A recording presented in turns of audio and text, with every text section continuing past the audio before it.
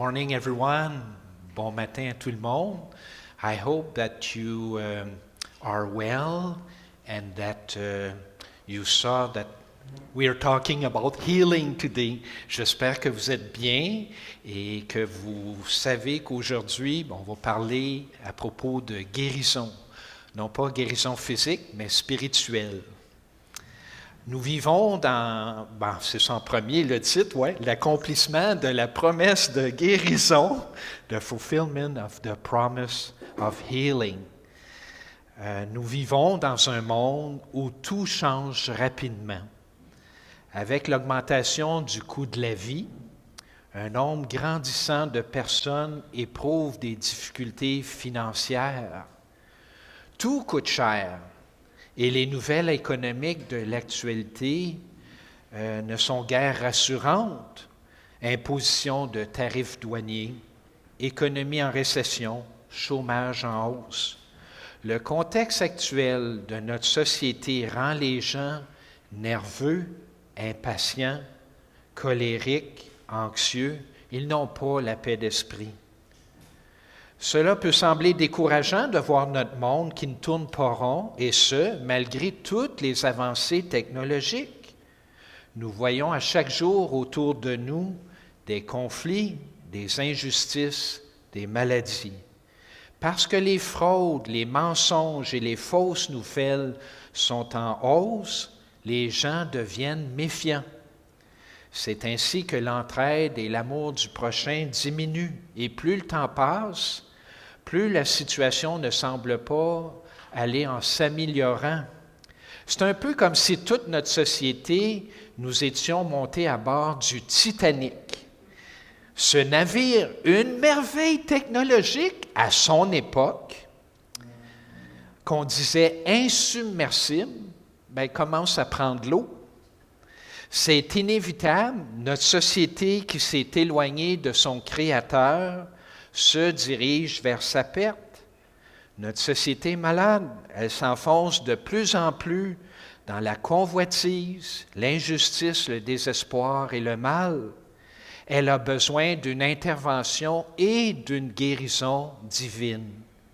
Dieu ne nous abandonne pas, mais lorsque Dieu commence à intervenir dans nos vies, il désire que nous nous rendions compte de nos fautes et aussi des conséquences qu'elles causent dans nos vies et dans celles des autres. Et également, il veut que nous réalisions que nous sommes incapables de par nous-mêmes de corriger nos mauvais comportements, nos mauvaises pensées. Dieu n'interviendra pas ou peu dans nos vies tant que nous nous croirons capables de nous guérir spirituellement nous-mêmes.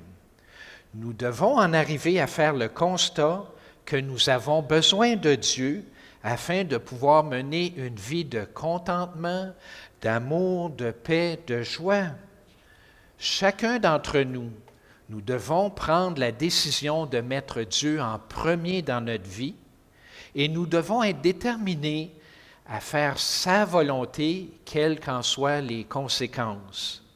Dans ce contexte, lorsque nous lui accordons notre confiance et que nous lui demandons d'agir selon sa volonté, nous pouvons être assurés qu'il va intervenir. À ce sujet, voyons la promesse de guérison de l'humanité que Dieu a donnée au prophète Ézéchiel en l'an 586 avant notre ère, alors que la ville de Jérusalem venait de tomber aux mains de l'Empire babylonien. Dans Ézéchiel, au chapitre 36, les versets 26 et 27, nous lisons « Je vous donnerai un cœur nouveau, je mettrai en vous un esprit nouveau, j'ôterai de votre corps le cœur de pierre et je vous donnerai un cœur de chair. Je mettrai en vous mon esprit et je ferai en sorte que vous suiviez mes ordonnances, que vous observiez et pratiquiez mes lois. » L'accomplissement de cette promesse de guérison spirituelle a eu lieu à partir de la Pentecôte lorsque les premiers disciples de Jésus-Christ, réunis à Jérusalem, ont reçu le Saint-Esprit. Dans le livre des Actes, nous pouvons constater à quel point leurs vies ont été transformées après la réception du Saint-Esprit. Aujourd'hui encore, Dieu continue de guérir spirituellement les gens. Le Saint-Esprit est disponible pour tous ceux et celles qui le demandent et qui veulent se soumettre au Dieu Trine qui les aime. Lors de notre conversion, Dieu met en nous un cœur nouveau, un cœur aimant. En nous donnant le Saint-Esprit, Dieu nous adopte en tant que ses enfants bien-aimés dans sa famille. Par contre, notre esprit a besoin d'être transformé. Cette transformation n'est pas instantanée. Notre esprit a besoin de temps pour saisir les enseignements de Jésus et ses implications. C'est pourquoi nous n'agissons pas toujours comme ce que nous sommes. À ce sujet, voyons justement l'enseignement, l'encouragement de Paul aux disciples dans Romains au chapitre 12, versets 1 et 2. Nous lisons « Je vous exhorte donc, frères, par les compassions de Dieu, à offrir vos corps comme un sacrifice vivant, saint et agréable à Dieu. Ce sera de votre part un culte raisonnable. Ne vous conformez pas au siècle présent, mais soyez transformés par le renouvellement de l'intelligence, afin que vous discerniez quelle est la volonté de Dieu, ce qui est bon, agréable et parfait. Pour nous aider à guérir de nos mauvais penchants et à agir selon notre nouvelle nature, c'est-à-dire comme des enfants de Dieu, nous allons voir aujourd'hui les 4 points suivants. Premièrement, l'identité de Christ, de Jésus.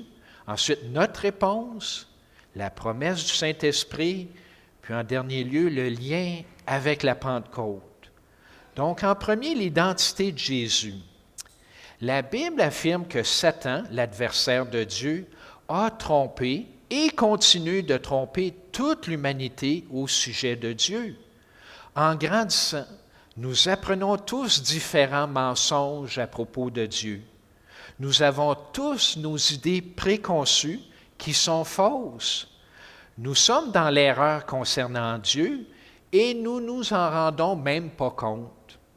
Nos pensées limitées, égoïstes et matérialistes ne peuvent en aucun cas correspondre aux pensées d'un Dieu omnipotent, omniscient et omniprésent. La science nous apprend qu'il y a des lois qui régissent notre monde, notre univers complexe. Il y a beaucoup trop de choses complexes dans cet univers qui fonctionnent de manière trop coordonnée pour que tout cela, ça soit dû simplement au hasard.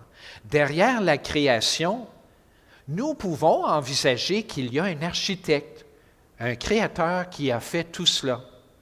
Malheureusement, nous n'arrivons pas par nous-mêmes à connaître ce créateur, à moins que ce dernier décide de bien vouloir se faire connaître à nous. C'est ce que nous voyons justement au verset 8 à 11 de l'Évangile de Jean, au chapitre 14. Jésus révèle la vérité sur qui il est. En tant que Dieu fait homme, Jésus rappelle aux disciples son lien intime avec le Père. Lorsque Philippe lui demande « Seigneur, montre-nous le Père et cela nous suffit », au verset 8, Jésus explique à quoi ressemble ce lien intime qu'il a avec Dieu le Père. Jésus lui dit « Il y a si longtemps que je suis avec vous, tu ne m'as pas connu, Philippe? Celui qui m'a vu a vu le Père. Comment dis-tu, montre-nous le Père? Ne crois-tu pas que je suis dans le Père et que le Père est en moi? Les paroles que je vous dis, je ne les dis pas de moi-même. Et le Père qui demeure en moi, c'est lui qui fait les œuvres. Croyez-moi, je suis dans le Père et le Père est en moi. Croyez du moins à cause de ses œuvres. En substance, Jésus dit « Vous avez vu Dieu en moi », se référant aux choses qu'il a faites et dites.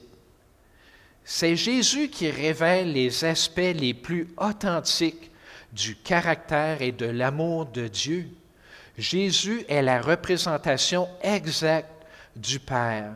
La vie d'amour de Jésus ne peut pas être mal interprétée. Il incarne l'amour de Dieu et il nous attire dans sa propre vie. Il est l'expression la plus vraie de ce que signifie aimer Dieu et s'aimer les uns les autres. En fin de compte, Jésus montre que Dieu est un être relationnel, Père, Fils et Esprit. 3 personnes divines en un seul être. Dieu s'est fait homme et il s'est fait connaître à l'humanité en la personne de Jésus-Christ. Par ses enseignements et ses actions, Jésus nous a montré qu'il est Dieu et qu'il est le seul chemin qui mène au développement du caractère d'amour de Dieu en chacun de nous. Pour l'apôtre Paul, la chose qui comptait le plus dans sa vie, c'était de connaître Jésus-Christ. Ainsi, notre guérison spirituelle passe par l'établissement d'une relation quotidienne et permanente avec cet être. Le plus grand commandement ne consiste-t-il pas à aimer Dieu de tout son cœur, de toute son âme et de toute sa pensée? Comment peut-on y arriver si nous ne connaissons pas Dieu? C'est Dieu qui transforme nos pensées et nos esprits. Afin d'être transformés, notre part est de nous tenir en communion avec Dieu, notamment en lisant sa parole et en le priant. Plus nos esprits réaliseront à quel point son amour est immense pour chacun d'entre nous, plus nous serons portés à lui faire confiance et à lui obéir en retransmettant son amour à tous ceux de notre entourage. Dieu est amour et Dieu est infiniment grand. Dieu est plus grand que tout l'univers qu'il tient dans la paume de sa main. L'amour de Dieu est infiniment grand. Le processus du développement du caractère d'amour qui a débuté en chacun d'entre nous, dans cette vie, va se poursuivre même dans le royaume avec la vie éternelle. Dieu est non seulement un créateur, il est aussi un transformateur. Dans notre univers composé de milliards de galaxies, chacune composée de milliards d'étoiles, les astronomes voient apparaître des étoiles et d'autres disparaissent en explosant. Dieu est en charge de sa création et il la transforme à chaque jour. Nous, les enfants de Dieu, nous sommes bien plus précieux à ses yeux que toutes les milliards de galaxies et les milliards d'étoiles. Dieu désire et il aime nous transformer et développer son caractère d'amour infiniment grand en chacun de nous. Et notre réponse maintenant, comment refuser une telle offre de transformation? Poursuivons notre lecture.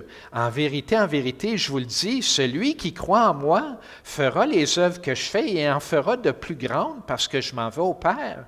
Et tout ce que vous demanderez en mon nom, je le ferai afin que le Père soit glorifié dans le Fils.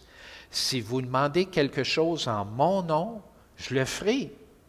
Par la prière, nous avons accès à Dieu. Notre but dans la vie consiste à nous tenir en relation avec Dieu pour recevoir son amour à chaque jour et le retransmettre aux autres. Lorsque les gens nous posent des questions, nous pouvons alors leur faire connaître ce Dieu d'amour. Nous participons tous ensemble à la mission de guérison spirituelle. Nos bonnes œuvres et nos paroles d'encouragement témoignent du caractère d'amour que Dieu développe en chacun de nous, les disciples de Jésus-Christ. Peu importe tous les projets que vous entreprendrez au cours de cette vie, à la fin de notre vie, notre plus grande source de joie aura été d'avoir développé une relation d'amour avec Dieu et de l'avoir fait connaître à ceux de notre entourage par nos bonnes œuvres et nos paroles. C'est ce que Dieu veut pour nous. Si nous agissons ainsi, nous n'aurons pas de regrets. Regardez ce que Jésus a dit quelques heures seulement avant d'être condamné à mort par crucifixion et de quitter son corps mortel. C'est le but de la mission de Jésus sur terre qui est exprimé ainsi au verset suivant dans Jean au chapitre 17, versets 25 et 26. « Père juste, le monde ne t'a point connu, mais moi je t'ai connu, et ceux-ci, en désignant les apôtres, ont connu que tu m'as envoyé. Je leur ai fait connaître ton nom, et je le leur ferai connaître, afin que l'amour dont tu m'as aimé soit en eux et que je sois en eux. » Jésus continue de faire connaître Dieu aux êtres humains de toutes les nations pour les guérir spirituellement. L'Église participe présentement à cette mission. Ensemble, Jésus et son Église, nous faisons une œuvre qui est beaucoup plus grande que celle que Jésus a débutée il y a 2000 ans en un seul endroit sur la terre. Des êtres humains de toutes les nations apprennent la vérité sur Dieu, reconnaissent leurs fautes, sortent de leurs ténèbres et viennent à Dieu pour être transformés. Lorsque Jésus affirme qu'il va exaucer toutes nos demandes faites en son nom, afin que le Père soit glorifié dans le Fils, il n'a pas changé de sujet. Il parle toujours de notre mission commune. Il veut que nous participions avec lui à la guérison spirituelle des êtres humains de toutes les nations. C'est le royaume de Dieu que Jésus est venu inaugurer dans notre monde déchu et qui est actuellement en pleine expansion. Jésus poursuit sa mission, mais en étant cette fois-ci aux commandes de tout l'univers. Lorsque nous prions, nous ne sommes pas obligés à chaque fois de terminer notre prière par les mots « au nom de Jésus ». Ce n'est pas une formule magique que nous devons prononcer dans le but d'être exaucés, et ce, peu importe l'objet de nos demandes. La prière qui se termine à la fin par les mots « que ta volonté soit faite » est toujours exaucée. Dans la prière, nous reconnaissons que c'est Dieu qui est en charge et que c'est lui qui agit, ou encore que c'est lui qui nous inspire d'agir selon sa volonté. Ce que Dieu désire en premier, c'est notre guérison spirituelle, c'est-à-dire que nous entretenions une relation permanente avec lui afin que son caractère d'amour puisse se développer en nous. Cela ne signifie pas qu'il n'est pas intéressé par nos demandes de guérison d'un problème de santé physique. Malgré les épreuves et les problèmes auxquels nous faisons face, nos circonstances n'empêchent pas le Dieu Tout-Puissant d'œuvrer en nous et de faire tout concourir à notre bien. C'est ce qu'on voit dans Romains au chapitre 8, verset 28. Autrement dit, apprenons à compter sur Dieu et à lui faire des demandes, mais reconnaissons que nos prières concernant nos circonstances physiques ne sont pas toujours exaucées. C'est ce que Paul nous dit dans sa deuxième épître aux Corinthiens au chapitre 12 et les versets 7 à 10 que nous allons lire. « Et pour que je ne sois pas enflé d'orgueil à cause de l'excellence de ces révélations, il m'a été mis une écharpe dans la chair, un ange de Satan pour me souffleter et m'empêcher de m'enorgueillir. 3 fois j'ai prié le Seigneur de l'éloigner de moi, et il m'a dit, « Ma grâce te suffit, et ma puissance s'accomplit dans la faiblesse. Je me glorifierai donc bien plus volontiers dans mes faiblesses, afin que la puissance de Christ repose sur moi. C'est pourquoi je me plais dans les faiblesses, dans les outrages, les calomnies, dans les persécutions, les détresses, pour Christ. Car quand je suis faible, c'est alors que je suis fort. » Tout comme Jésus, le chef de l'Église, est resté centré tout au long de son ministère sur la mission de réconcilier l'humanité avec Dieu, nous aussi Restons centrés sur ce ministère de réconciliation auquel nous avons été invités à participer par sa grâce. C'est la réponse que Dieu veut que nous ayons en reconnaissance de tout ce qu'il fait pour nous à chaque jour dans nos vies respectives. En participant activement au ministère de réconciliation, nous sommes transformés et le caractère aimant de Dieu se développe en nous. Jésus savait toutefois que nous allions rencontrer beaucoup d'opposition dans ce monde déchu. Lui-même n'allait pas être épargné, sachant qu'il allait bientôt être arrêté et crucifié. Lorsqu'il a donné ses enseignements au chapitre 14 de l'Évangile de Jean, Jésus savait que ses disciples, qui ne sont pas plus grands que le Maître, allaient bientôt vivre des heures difficiles dans le découragement. C'est pourquoi Jésus leur a offert des encouragements pour les rassurer et pour qu'ils aient confiance. Il leur a dit, au verset 1, que votre cœur ne se trouble point, croyez en Dieu et croyez en moi. Avant le commencement de l'humanité, Dieu a élaboré un plan de salut pour réconcilier toute l'humanité avec lui. Ce plan se déroule en ce moment comme il l'a prévu. Dieu est en charge de tout. Dans un premier temps, Jésus est venu nous montrer comment Dieu est, comment grand est son amour. Puis maintenant, avec la promesse du Saint-Esprit, le Saint-Esprit vient habiter dans tous ceux et celles qui croient à l'œuvre de salut de Jésus pour le pardon de leurs fautes. Au verset 15 à 17, ainsi qu'au verset 25 à 27, Jésus décrit le Saint-Esprit comme un autre avocat, ainsi que l'Esprit de vérité. Le mot grec paraklétos est généralement compris comme signifiant consolateur ou aide. Paraklétos est quelqu'un qui est appelé à aider. Voyons comment justement Jésus décrit le Saint-Esprit. Au verset 15 à 17, il dit « Si vous m'aimez, gardez mes commandements, et moi je prierai le Père, et il vous donnera un autre consolateur, afin qu'il demeure éternellement en vous, l'Esprit de vérité que le monde ne peut recevoir, parce qu'il ne le voit point et ne le connaît point. Mais vous le connaissez, car il demeure en vous. Il demeure avec vous, il sera en vous. » Premièrement, quels sont les commandements de Jésus qui désire que nous observions? Il s'agit d'aimer Dieu et d'aimer son prochain comme soi-même. Bien sûr, nous sommes incapables de faire ça par nous-mêmes. C'est pourquoi nous recevons de l'aide, le Saint-Esprit. Nous apprenons au cours de cette vie à travailler avec le Saint-Esprit. Il nous laisse faire ce que nous pouvons faire et ce que nous ne pouvons pas faire. Il le fait si nous lui laissons la place, le laissons agir en ayant la foi. Comme Jésus l'explique, le Saint-Esprit habite en nous de la même manière que le Père habite dans le Fils et que le Fils continue d'habiter dans ses disciples.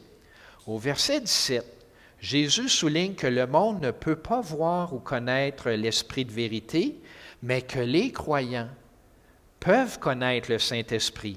Remarquez que Jésus dit que nous connaîtrons le Saint-Esprit et non pas que nous le verrons. Cela signifie que nous vivons par la foi et non par la vue. Quel ministère le Saint-Esprit exerce-t-il notamment? Au verset 25 et 26, Jésus insiste en disant « Je vous dis ces choses pendant que je demeure avec vous, mais le Consolateur, l'Esprit Saint, que le Père enverra en mon nom, vous enseignera toutes choses et vous rappellera tout ce que je vous ai dit. » Le Saint-Esprit accomplit plusieurs ministères, mais de toutes les tâches que le Saint-Esprit accomplit, pourquoi est-ce que Jésus, avant de mourir, a insisté sur cet aspect que le Saint-Esprit nous enseignera toutes choses et nous rappellera les enseignements de Jésus? Pourquoi était-ce si important pour Jésus de préciser cet aspect à propos du Saint-Esprit? Personnellement, je crois que Jésus était conscient que nous avons à lutter contre des esprits méchants qui émettent des mensonges à propos de Dieu et toutes sortes de pensées négatives pour nous inciter à mal agir et pour nous décourager. Voyons ce qu'écrit Paul à ce propos dans Éphésiens au chapitre 6, le verset 12. « Car nous n'avons pas à lutter contre la chair et le sang, mais contre les dominations, contre les autorités, contre les princes de ce monde de ténèbres, contre les esprits méchants dans les lieux célestes. » À la repentance, lorsque nous naissons de nouveau, notre nature est changée. Nous avons un cœur aimant et le Saint-Esprit vient habiter en nous pour l'éternité. Cependant, dans ce monde déchu dans lequel nous vivons, nous continuons à recevoir les pensées négatives que les esprits méchants émettent. Bien que ces pensées ne font pas partie de nous, de notre nouvelle nature aimante, elles peuvent certainement influencer nos esprits et nous faire pécher, c'est-à-dire nous faire parler et agir en insensé. Non seulement le diable continue à mentir et à déformer l'image de Dieu et les enseignements d'amour de Jésus, mais en plus, il émet des pensées négatives que nos esprits peuvent capter. Ces pensées négatives sont notamment les suivantes. La liste est longue, là. Convoitise, jalousie, haine, meurtre, adultère, honte, paresse, suicide, découragement, etc. Il y en a encore. Nous avons tous nos points faibles qui ne sont pas nécessairement les mêmes pour nous tous. Certaines de ces pensées négatives ont une forte influence sur nous. Nous devons demeurer vigilants, apprendre à les reconnaître et à demander l'aide du Saint-Esprit pour chasser ces pensées négatives de nos esprits et les remplacer par des pensées qui nous rappellent notre vocation. Nous sommes appelés à demeurer en communion avec Dieu pour recevoir son amour et le retransmettre à ceux de notre entourage par nos bonnes œuvres inspirées de Dieu. C'est ces bonnes œuvres qui nous transforment. Lorsque les gens posent des questions sur nos bonnes œuvres, c'est une occasion qui se présente pour parler de notre Dieu d'amour, pour guérir spirituellement. Les gens ont besoin d'entendre la vérité sur Dieu, c'est-à-dire d'entendre les enseignements de Jésus qui est le seul chemin, la vérité et la vie. Nul ne vient au Père que par lui. Ils doivent ensuite reconnaître leurs fautes et leur incapacité à changer de comportement et faire appel au Dieu d'amour pour recevoir le Saint-Esprit et être transformés. C'est ce qui s'est passé justement à la Pentecôte que nous lisons dans le livre des Actes au chapitre 2. L'apôtre Pierre, inspiré, après avoir reçu le Saint-Esprit, prononça un discours devant la nation juive qui était venue de plusieurs régions, invitant les gens à se repentir de leurs fautes et à recevoir le baptême du Saint-Esprit. Pierre leur avait rappelé que Jésus était venu au milieu d'eux, accomplissant des miracles, démontrant ainsi qu'il était venu de Dieu. Mais eux, ils l'avaient rejeté en réclamant sa mort par crucifixion. Mais Dieu l'a ressuscité des morts. Après avoir entendu ce discours, ils eurent le cœur vivement touché, peut-on lire au verset 37 à 39, et ils dirent à Pierre et aux autres apôtres, « Hommes frères, que ferons-nous? » Pierre leur dit, « Repentez-vous et que chacun de vous soit baptisé au nom de Jésus-Christ pour le pardon de vos péchés. Vous recevrez le don du Saint-Esprit, car la promesse est pour vous, pour vos enfants et pour tous ceux qui sont au loin en aussi grand nombre que le Seigneur notre Dieu les appellera. » Aujourd'hui, nous constatons que la bonne nouvelle du salut est annoncée dans le monde entier et que des disciples de toutes les nations reçoivent le Saint-Esprit. C'est l'accomplissement de la promesse que Dieu avait faite à Abraham, le père de la foi, il y a environ 2000 ans avant Jésus-Christ, Dans Genèse au verset 22, verset 18, nous lisons « Toutes les nations de la terre seront bénies en ta postérité parce que tu as obéi à ma voix. » Le plan de Dieu qui a été conçu avant la fondation du monde pour guérir spirituellement tous les êtres humains se déroule sous nos yeux. L'Esprit nous enseigne la parole et nous guide dans la vérité. Il nous rappelle ce que Jésus a enseigné pour que nous puissions nous fier à la parole de Dieu en toutes circonstances. Dans ce monde troublé et incertain, l'Esprit nous donne l'assurance que Jésus nous prépare une place dans son royaume. L'Esprit utilise la parole pour nous donner la paix de Dieu. Jésus a dit à ses disciples les paroles suivantes que l'Esprit reprend pour le dire à son Église. « Je vous laisse la paix, je vous donne ma paix. Je ne vous la donne pas comme le monde la donne, que votre cœur ne se trouble point, ne s'alarme point. » L'Esprit utilise également la parole pour nous donner son amour et sa joie. Dans Jean au chapitre 15, que nous ne verrons pas aujourd'hui, manque de temps. Le monde entier qui vit dans les ténèbres a besoin de la paix, de l'amour, de la joie de Dieu. Le Saint-Esprit est un don destiné non seulement aux individus dans un processus d'amélioration personnelle, mais il est également un don destiné à apporter la bénédiction, la guérison et le changement au sein de notre communauté, et ce, dans le monde entier.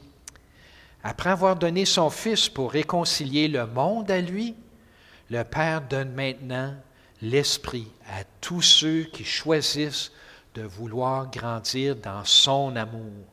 Dans cette vie, plus les gens prennent conscience de la grandeur de l'amour que Dieu a pour eux, plus ils sont portés à demeurer auprès de lui, et par la vie, la mort, la résurrection, l'ascension de Jésus-Christ et par l'envoi de l'Esprit, le Dieu trine attire son peuple, l'Église, dans le cercle de son amour et de sa vie.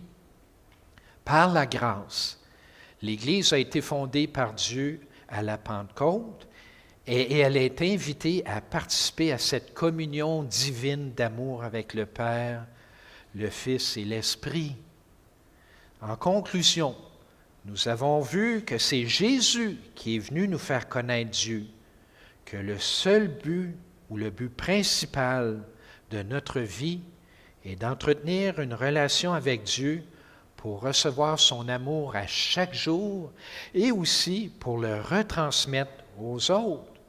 Nous avons vu que le Saint-Esprit nous aide à chasser les idées erronées sur Dieu et les pensées négatives et qu'il nous aide à les remplacer, ces pensées négatives-là, par des pensées qui nous rappellent notre identité, c'est-à-dire que nous sommes enfants de Dieu.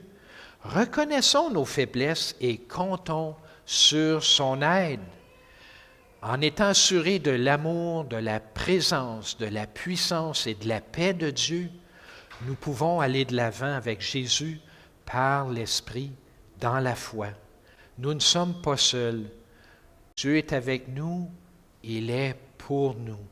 Par nos paroles et nos bonnes œuvres, nous participons avec Jésus à la guérison spirituelle de notre monde. À Dieu soit la gloire. Amen.